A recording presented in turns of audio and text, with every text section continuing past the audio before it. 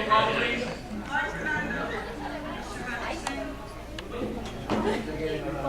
He has left. Present. Here. Mercado. Present. Mr. Cordes. Here. Mr. Lechner. Here. Captain Manassi. Here. We will now have our first public portion. This public portion is for agenda items only. Anyone wishing to speak or address council, please raise your hand. Mr. Sweet.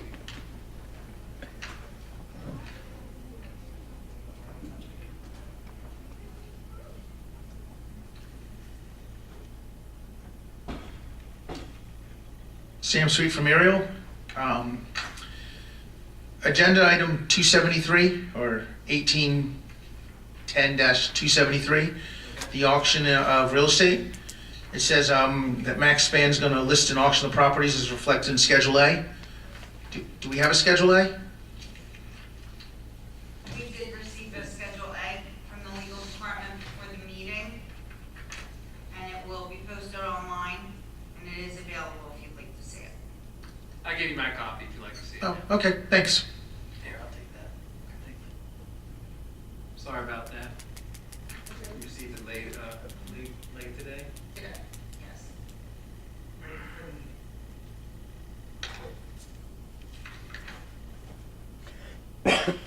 That pretty much answered it. I just want to know what the properties were and stuff. Okay. Actually, no, a follow-up question. Going forward, is he going to auction off other properties? And is it just business or houses, or how does it work? Mr. Cardis? He can, it would be properties, if there are houses on it, there are houses on it, but it would be properties. Is he going to? That all depends on whether we have another list. I have not received another list from Mr. Carlemere of properties that have been foreclosed that could be added in addition to these properties. So I would say to you, probably only these properties for this year. Okay, and these are foreclosed homes? Or foreclosed properties? Yes. And where once he auctions them off, does the township get the money, or does the bank and the No, the liens? township would get the money. I'm sorry, what? The township would get the money. Township gets the money? Okay. Thank you. Thank you. Thank you. Anyone else? Seeing none, we'll close the public portion. Next, we have our consent agenda. Any council member that would like to remove any resolution from the consent agenda, please speak up. Hearing none, I entertain a motion to accept the consent agenda as presented. I make that motion. Thank you, Mr. Trotter. Thank you, Mr. Owens. On the question, roll call, please. Mr. Owens? Yes. Mrs. Stubbs? Yes. Mrs. Winters? Yes. Mr. Mignone? Yes. Mrs. Trotter? Yes. Mr. Mercado? Yes. We did not receive any GTE Gov access emails. We'll now open up our second public portion. Anyone wish to speak on any item, please raise your hand. Mr. Polidoro.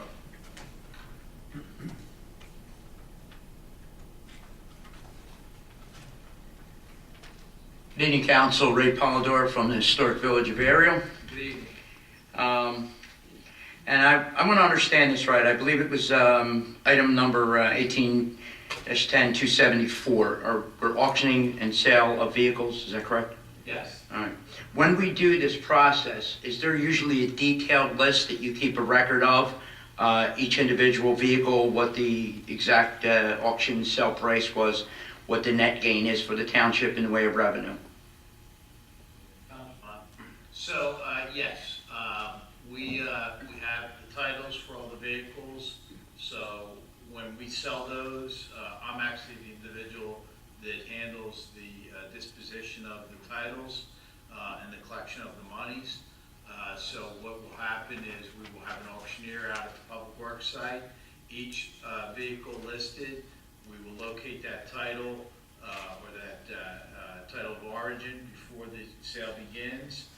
So we document that, how much they bid on that, the bidder number, everybody gets registered, and so that would be recorded on the actual title, the sale price. All right, and when the auction/sale is done, is it recorded within your office or within the township, the financial details of each individual auction sale. We Like- maintain a list, there's a list, and we put the prices that were the final auction price for each individual item that's being sold, including, when I say items, vehicles. Also, we keep those envelopes, that we keep our titles in, and we'll put the bidder number on the envelope, and we put the amount on there, because invariably, some people do come back to us and say that there's an issue with the title. Doesn't happen a lot, but it does happen. And I guess I'm following up with, and as far as the revenue, on the revenue end of what the township takes in on those, can that detailed list and the amounts be found within your budget, the township? No, it Budget. would not become part of the audit. It's consolidated into either miscellaneous revenue not anticipated, or if in the budget, I don't recall whether we had a line item in the budget for sale of auction items. I don't think there is. I think it all goes into miscellaneous revenue not anticipated. All right, if that's something, let's say for the past 3 years, I was inquiring about, would I be able to procure that information from you, the numbers, as they've been through those auctions in the past? I believe you would be able to see the file each time we had an auction, and we could determine through that file what each item sold for. Okay, all right. The next few will be pretty quick. I want to get through them so everybody can get home tonight. The current bond rate, if we were to bond, what would you say the average current bond rate would be for municipalities and governmental entities? Nothing I'll hold you to. Did you say 2.5%, 3% be in the ballpark? I really would prefer not to be quoted on it, because it's sensitive to the market, and the market changes, as we found out today.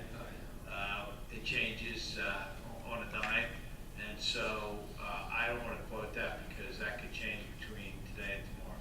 All right. And in the last time that we spoke of this, trying to figure out, and I'm not an accountant, and I certainly don't play one on TV, the difference between notes and bonds. Right now, notes are probably a greater benefit right now than bonds. The interest rate on notes is definitely lower than the rate would be for permanent financing. Okay. And that is not to say that at some point we're not going to permanent finance. We are going to permanent finance, but right now those rates are lower, yes. Okay. The patch reported the annual Halloween time curfew. Can you tell me the significance of why there's a 7 p.m. curfew on Monday the 29th?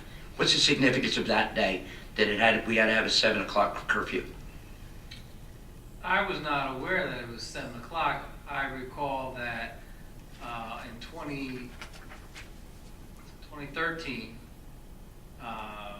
when the resolution was passed, I believe it was that day, 29th, 30th, and 31st, were all, I believe, 8 or 8:30. So I'm not sure where the patch is reporting that 7 o'clock time. Captain Minozzi, if you could follow up with, or find out that curfew time.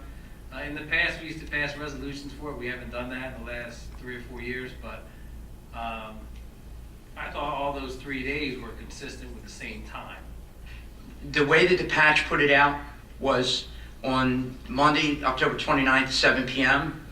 The 2 days leading up to Halloween, it was a little confusing, but there's 2 days prior to Halloween, which is 7 o'clock, and 8 o'clock on Halloween night. I just was curious. In the past, Mischief Night was the night before Halloween. I just don't know the significance of 2 days, why we're setting a curfew for our youth 2 days before Halloween. I'm not aware of any mischievous things that go on 2 days before Halloween. As a matter of fact, I really haven't seen much in the way of Mischief Night. I think it's pretty much going out of style. The kids ain't doing nothing. I mean, even a bar of soap, they don't go out and buy a bar of soap windows anymore. I think maybe it's time to take another look at that and put the trust back in our kids in the township. Give them the opportunity to go out and see what they do. They carry these. I don't know why they would want to go outside and create mischief when they can do all that they want to. maybe consider taking another look at, because if it is 7 o'clock, I think it's a bit unfair to our youth to have them in for no apparent reason if something is going out of style. Well, it is a school night. So 7 o'clock is, From my vantage point, I look at a safety issue and the fact that it is a school night. So if we do have anyone who may entertain in any type of activity, I do think it tends to keep the children safe. And I would also question what is the age limit on that curfew. the way that it's described is just 2 nights before Halloween and at 8 o'clock, and I think our youth are much more presentable than we were when we had mischief night in a bar soap and eggs or whatever, had happened in the past when we were growing up. I just don't think our youth do that, and I think our parents find their guidelines for our kids on school nights. I'll get past that, maybe take another look at that. I have to compliment you guys, and several meetings ago, I apologize, I missed the last one. I asked this township, and the young fellow that's standing in for Mr. Campbell was kind enough to respond. Why is it we pay so much in gasoline taxes and we don't get squaza from it? Our roads are bad all over the township. County roads are terrible. I don't know what's worse. And on the meeting that I missed, apparently you had contacted the NJDOT for some funds to do Kelly drivers. And if I'm not mistaken, I'm seeing another one that you've appealed for some money from the NJDOT trust. Am I seeing that properly? My compliments to Township. I asked and you guys did, and I owe you that compliment. I hope you make a habit of asking the state of New Jersey to take care of a town that's south of 195. It's really nice, and I'm glad that you did. Thank you. Every year. It's just, I guess it was a significant, but, yeah, that's something that's a common practice to make applications to DOT. Well, they're Thank you anyway. They're grabbing 4 more cents as of October 1st. Maybe ask more, because they're taking more, and I think we deserve to get a whole lot more back, because from what I'm seeing in my travels in North and Central Jersey, those roads are getting a little better, and ours are not. Maybe, and it's unfortunate the young fellow said that politics was the reason that the money goes up north. I think our politicians and our elected officials can do a good enough job of bringing some more of that money down. Last but not least, and I do not mean to put anybody in particular on the spot, but I have to ask this. We sit here a few months ago talking about the Shop GT and bringing that program here. I don't know if the thing hit neutral or park, but for the record, I'd like to know where we stand, because it's not going any farther since one meeting. They have met, Ray. Mrs. Trotter, are you aware, as part, heads up that committee? They have met. In fact, they met with representatives of the company that came down here in March when you invited them down. I had asked, they shared some information with Mrs. Trotter, Ms. Stubbs, and Mr. Owens about the program. They invited the Economic Development Corporation to sit in on that meeting. And I would expect some type of information that Mrs. Trotter will share with all of council in the next few weeks or months. Okay, we're moving forward again. Yeah, oh yeah. And last but not least, a really, really wonderful pumpkin festival again this year. It was a lot of people had a good time, and it looked like we had more vendors and more food. So another great pumpkin day. Thank you. Thank you. Anyone else? Mr. Sweet.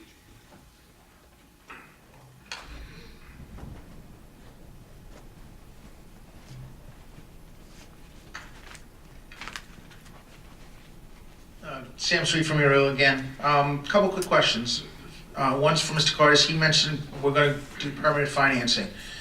Permanent financing means a bond, Yes. as opposed to a note, like a 30-year mortgage? Yes, that would be a permanent financing would be the issuance of a bond.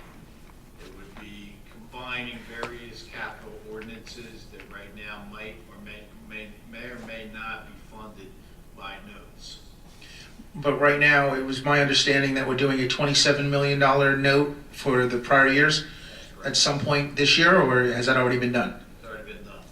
Okay, and that the interest rate, I believe, was 1.87 or something along the, which was significantly lower than the bonds, but, Yeah, I don't want to quote it because I'm okay, no, I'm not asking for a quote, but, you're in the ballpark.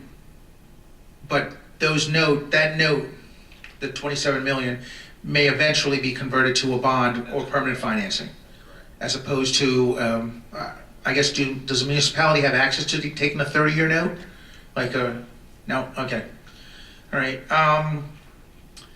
With the money from the sale of the properties, you said it goes to Gloucester Township. Would that also go under the revenue not anticipated? Yes. Okay.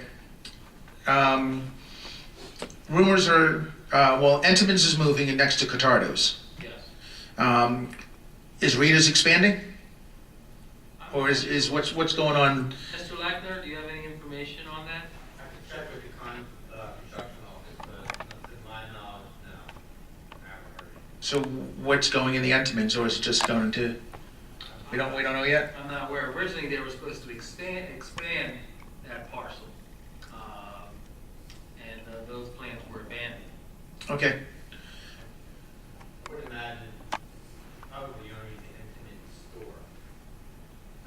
They have a whole warehouse distribution center, that's not going back to the Just the retail outlet. Just the retail outlet? I would imagine. But originally, they were going to Expand, but- and Rita's was going to relocate. That's not happening. You just keep the stores, the first time I'm hearing about what you just said. Okay. Yes, next to the Chinese restaurant, where the Subway used to be. That's where they're going. Development directors always laughing at them. Well, there's another rumor going that ShopRite's moving into the Kmart. Do we, I'm not aware of that. again, it's a rumor, I don't put any stock in it, but I The figured. one on Laurel Hill? The one on, Laurel Hill and, An employee of that store lives with me, and hasn't told me about that. okay. I'm just, He's there 20 hours a week working. okay, I'm just saying that's, people have been talking about it, and so I figured I'd just ask that. October 29th, Governor Murphy's looking to legalize marijuana. And there's gonna be a vote on it. The holdup is a tax. Has council looked into taxing it ourselves, or a couple articles I read said that townships could actually tax it because it's gonna be legalized for not only medical use, but for recreational use. So has that come up in conversation at all? We have not had that conversation as a body. I know that if it does come to fruition where marijuana is legalized, communities have to make a decision whether they want a dispensary in their community or not. If they're going to, if they do, they'll have tax revenue that'll come in. If they don't, a neighboring municipality could have a dispensary and have tax revenue coming in. And let's look, for instance, let's say Deptford or Winslow or Runnymede that borders our community, or Pine Hill. If we decide not to do that, I'm sure residents, if they're interested in partaking in that, or they need that, they can go to that town and purchase that. So, as collectively as a body, we haven't had that discussion, and I haven't had that discussion with the mayor either. All right, couple of quick things. I noticed on one of the, and I apologize, I haven't been here the last couple weeks, or the last couple meetings. The workshop, there was a discussion about Jehovah's Witnesses. Yes, What was that discussion, if I don't mind me asking? not a problem. They have a building, a property located on Orr Road. It's called an assembly hall. And the way that faith works is that they have little kingdom halls, so we'll call it little churches, that feed into larger churches, the assembly hall. In 1999, they entered into a pilot with the township, payment in lieu of taxes. The property that they had, that they built their facility on, was a taxable rateable, for a commercial rateable for the township. So they entered into a pilot agreement for their facility, and they had a discussion with myself and Mr. Hutchinson about 5-6 years ago, where they were paying over $70,000 a year in taxes, and they asked for some type of relief. We had a spirited discussion with them, and we left that meeting with some, we basically told them that possibly we'll provide some relief to them, but we also asked them for additional information regarding their finances, and that information was not provided to us. So that was left alone. They came back again recently, and they met with council 2 months ago regarding seeking relief. And that's abolishing the pilot program completely. They're paying about $54,000 in taxes. And they want to be treated like any other religious entity in our township that does not pay taxes. So that was the discussion. Is that still ongoing? Well, they're still paying. No, I meant, that discussion, is that going back and forth? Is it still? We're planning to take a field trip to their facility. And 5 years ago, I asked to take that, and I was denied. So we're going to take a field trip there, take a look at it, probably continue our discussion with them. But collectively, we've not made a decision. And that decision would be council's decision, whether or not to provide any type of relief or to alleviate the whole pilot. Okay, all right. And my last question is regarding the shops at GT. You said that you met, I was part of that subcommittee. Was I not invited? Well, I can answer that, and then Mrs. Trotter, she wants to answer that. When Mrs. Trotter spoke to the representatives of, what's the name of it?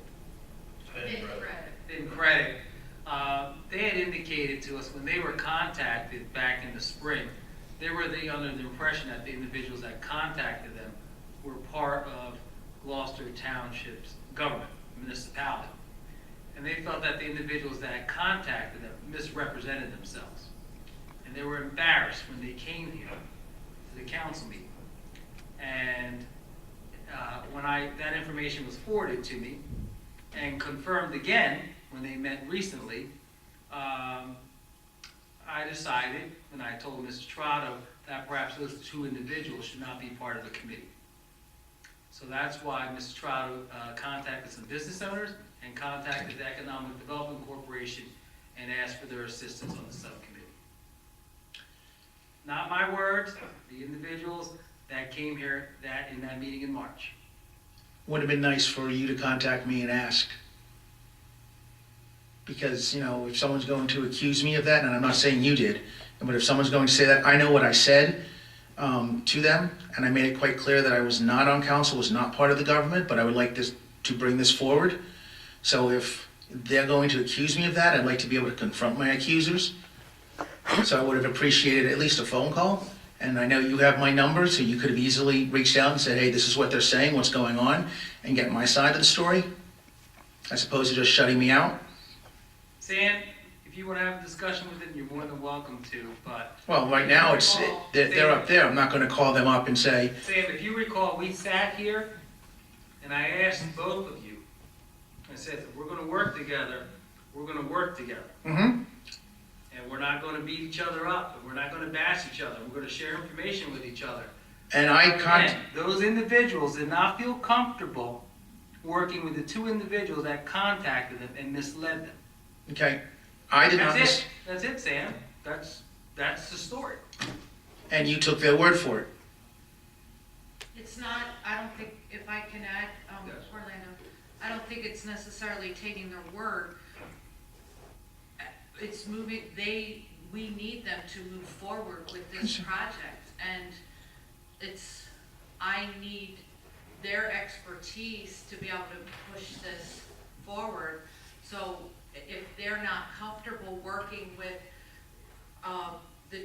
you and Ray, I need to continue to push this forward. And I understand that, but a courtesy call could have just been, hey, we're not part of the subcommittee, as opposed to, well, what's going on? Me reaching out to you several times and you saying, well, I'm waiting to hear back from other townships, which I'm not saying is not true, but you could have at one point said, hey, this is what's going on, what happened, and they don't feel comfortable working with you. Okay, fine. I would have backed off. I wouldn't have bothered you as much. But it's common courtesy. Well, and it's a common That's courtesy when you have concerns about a project that you bring it to our attention. But I would not have come up, Media. if you would, what, I'm sorry, what was that? It's No, that's fine. also a common courtesy when you have concerns about a project that you bring it to the attention of those individuals and not put it out there on social media. And I will not work with individuals that go to social media and blast a project that was supposed to be a combined effort and then turn it around that we've stalled it. No. Okay, I did not blast it.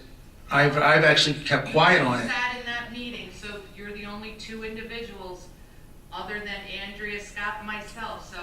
You guys know my site, and I did not blast it on there. I actually presented it before council and said, this is, actually I presented it after council and said, I don't understand why this isn't a good idea. I did not blast it, I did not put it out there, so. And I'm not gonna work with somebody that puts that out there in a negative and feels that Okay. it's stalled and goes against what we were trying to achieve collectively. So Okay. between that and what the gentleman from FinCredit, but the bottom line is we're willing to move forward to take it to the next level. Good. Met with them, That's- met with the EDC, and we're ready to take it to the mayor to have that meeting and hopefully, try to wrap this up to move it forward.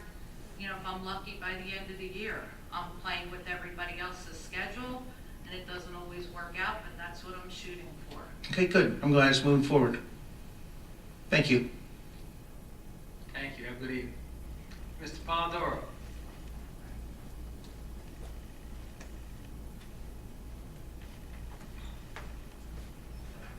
Good evening, Ray Polidoro, Ariel, and I do wish to respond. I made the phone call to Carmine. I invited him down, specifically introducing to him the idea of we presenting this to council, asking him to be present to make a presentation to our council. Now, I'm going to be sending this video to him for him to respond to what was said here tonight. I'm going to, and not for nothing, but after watching the last 2 weeks of what we've been watching on television, on every channel, I'm not going to call anybody disingenuous or lying or anything like that, because we've seen about enough of that and heard plenty. If there's a misunderstanding, I can tell you unequivocally that I invited him down to assist us in introducing this to our government. He knew who I was, he knew what position I was in and wanting introducing it, to introduce it. And to make that proposal that we possibly could work with you on that. Thus, asking, could we join this? Could we sit at the table? I certainly would not have presented ourselves as an elected official. I don't know what the misunderstanding was, but I can tell you, in no uncertain terms, I did not misrepresent myself, nor did I even state anything to do with Sam that had to do with government. There's a gray area or miscommunication somewhere. I think you guys know me well enough that I and Sam wanted to get this done. There was no misrepresentation. Now, for whatever reason, Carmine feels that he's uncomfortable. I'm going to ask him about that too. If I get a problem, I don't want to have somebody settle it for me. I confront it. I'll speak with them. I don't get offended, but the fact that we got rubbed out, it is what it is. I still want to see you go forward with it because it's a benefit to the people. Between the state and our local government, it's take. And not going to go back and forth about what we get for what we don't, but something could benefit to put money back in people's pockets is a win-win for the people, and you are people of the township to pay the taxes to. So the bottom line is, we'll get the miscommunication thing. I can't allow you to say that in any way, shape, or form that I misrepresented myself, nor do I believe Sam. I can't speak for Sam, but I did not and would not misrepresent myself. Irregardless, we'll get that squared away. I still, with or without us, I want to see you get that done. I want to see the township benefit, the people benefit, and finally be able to say that something's going in their direction. That's the bottom line. And again, if when I speak to Carmine after I present the video to him, I'll figure out what the miscommunication was. Bottom line, please just get it done. Thank you. Thank you. Good evening. Anyone else? Seeing none, we'll close the second public portion. Following directors? Mr. Burris, Nothing to report. Mr. Lefkow, Nothing to report. Dr. Minazzi. Mr. Hutchison, sorry, Mr. Owens. Thanks for coming out tonight. It was great to honor all students and all the awardees from Hispanic Heritage Month. Captain Minazzi, last week was the National Coffee with Cops, and I swung by Dunkin' Donuts on my way into work and was able to talk to the dispatchers, thank them for the service, community officers, obviously the law enforcement officers, or special police officers, and Officer McLaughlin took me around, walked me around, and introduced me to everyone. I talked to a bunch of the residents, saw so many residents and their families and children come in to meet the officers. So, and then obviously the owner and business manager of the Dunkin' Donuts, a great partner in town. So keep up the good work. All the officers, men and women who serve our township, thank them for me as well. It was an honor to be there and thank them personally. So thank you. Mrs. Stubbs. I'd like to thank everyone for coming out, and also it was a wonderful function that we had this evening. And whenever we're able to honor our Gloucester Township citizens, it's a win-win situation for everyone. So it was a great activity this evening. Mrs. Winters. I just want to congratulate the honorees for the evening. It's always nice to see those things, as Ms. Stubbs said, especially the youth of the neighborhoods and stuff around. And we went to Tracy and I went last night to the Glendora Fire Hall for their open house for Fire Prevention Week. It was a nice event. They had a lot of different things there, so they changed it up a little bit, so it was very nice to see. Mr. Mignon. Congratulations to our honorees tonight. Everyone be safe going home.